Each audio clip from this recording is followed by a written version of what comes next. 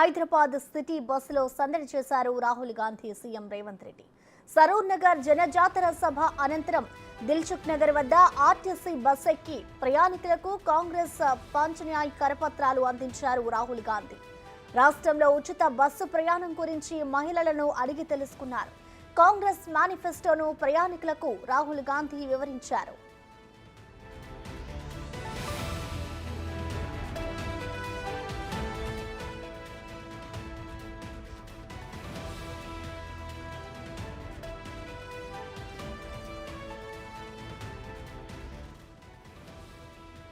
Hyderabad city బస్సులో సందడి చేశారు రాహుల్ గాంధీ సీఎం రేవంత్ రెడ్డి. సరూర్ నగర్ జనజాతర సభ అనంతరం దిల్సుఖ్ నగర్ వద్ద ఆర్టీసీ బస్ ఎక్కి ప్రయాణికులకు కాంగ్రెస్ పంచన్యాయ్ కరపత్రాలు అందించారు రాహుల్ గాంధీ. రాష్ట్రంలో ఉచిత బస్సు ప్రయాణం గురించి మహిళలను అడిగి తెలుసుకున్నారు. కాంగ్రెస్ మేనిఫెస్టోను ప్రయాణికులకు రాహుల్ గాంధీ వివరించారు.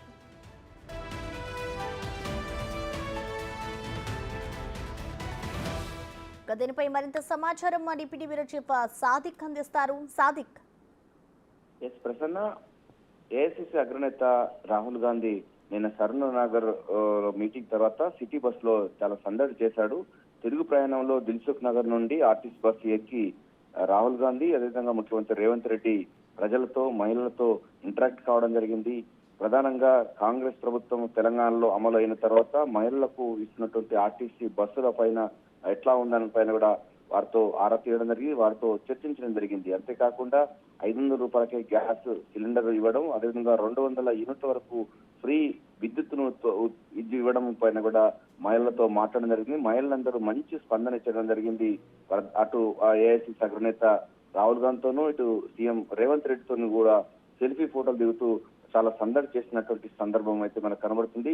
ప్రధానంగా కాంగ్రెస్ ప్రభుత్వం కేంద్రంలో ఏర్పడిన తర్వాత మహిళలకు ఎటువంటి న్యాయం చేస్తామో కూడా స్పష్టమైన విధానాన్ని కూడా ఆ పంచన్యాయ్ పర్చేస్ గ్యారంటీలో పొందుపరిచిన సందర్భం తెలిసింది. ఆ విషయాలన్నిటి కూడా మహిళతో చెప్పడం జరిగింది.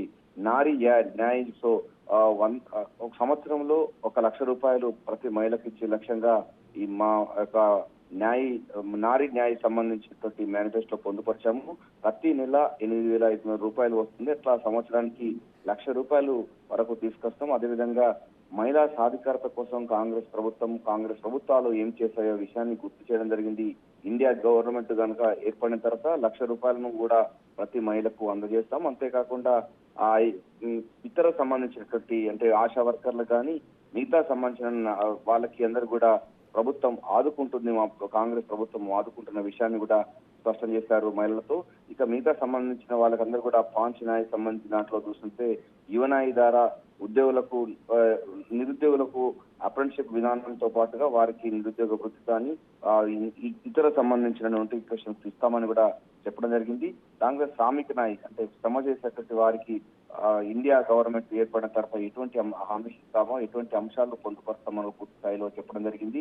సో ఏదైనప్పటికీ సరూర్ నగర్ జనజాతర సభ అనంతరం సిటీ బస్సులో రాహుల్ గాంధీ సీఎం రేవంత్ రెడ్డి సందడి చేశారు. సాయంత్రం పూట అందరూ ఆఫీసులు ముగించుకొని తిరిగి వెళ్లే క్రమంలో వారిద్దరు అనుకోని అతిథులు ఆర్టీసీ బస్సు ఎక్కి దిల్సుఖ్ నగర్ నుంచి ప్రయాణం చేయడం అన్నది ఆ ప్రయాణికులు చాలా ఉత్సాహం నింపింది. అంతేకాకుండా ప్రచారంలో దూసుకుపోతున్న కాంగ్రెస్ పార్టీకి ఇది మరింత బూస్టప్ అందించింది.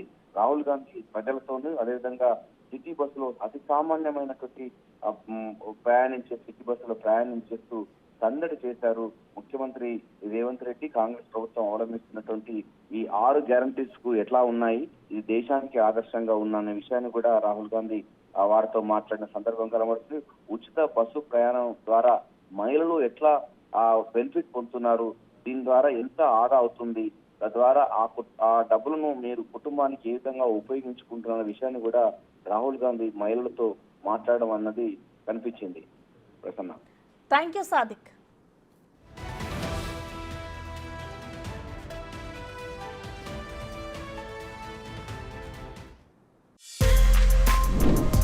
For more videos like this, subscribe Big TV channel.